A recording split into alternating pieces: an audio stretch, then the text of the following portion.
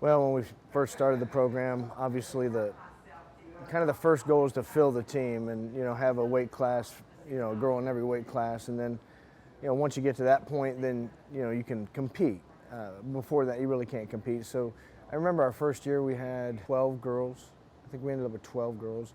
Maybe started with 14 and ended up with 12, something like that. But we didn't have a 170 pounder, I remember, and so we did some things to try to cover that as much as we could, but ended up, I think we took 6 that year. But from then, just starting the program, building it from that level, then you're looking at bringing in talent, and then you're looking at bringing in depth, and then as you build it, it gets to a point where your backups are all Americans, and that's kind of where we're at now. We've just had time to build it. Well, you're right. I actually thought it was possible for us to get 15, and I guess that's just me being crazy and putting a lot of pressure on myself. But I believe in my girls, and I thought that we could do it.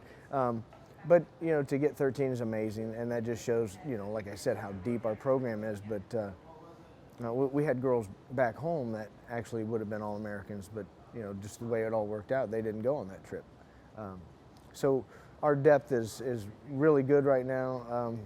Moving forward, the second WCWA title, it was great, and we can only wrestle who they put in front of us. We would have liked Menlo to be there, but we'll get to see Menlo at NAIs, and they're a tremendous team, returning national champions, 5 returning finalists. So, I mean, we're deep and they're star-studded. So we'll see how that mixes up. Well, if you look at our Mid-South Conference, it's really tough. It's easily the toughest conference in the country. I don't know what the rankings shake out now, but I know Life was #1 for a long time, back and forth, and then you had Cumberland's that's always up there in the mix. They're always a top 5 team, and Donnie finds a way to even take a team that's young and it makes them effective. So he does a good job over there.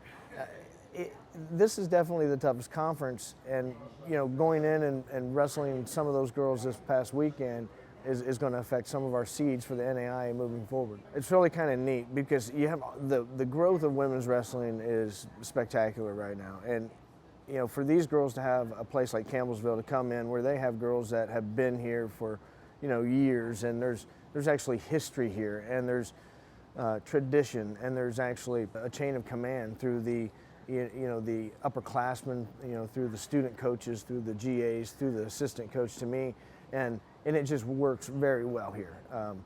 We've kind of just developed a system that has been tweaked with every year and gotten better, but it's been effective for us, and every year we just try to make it a little bit better.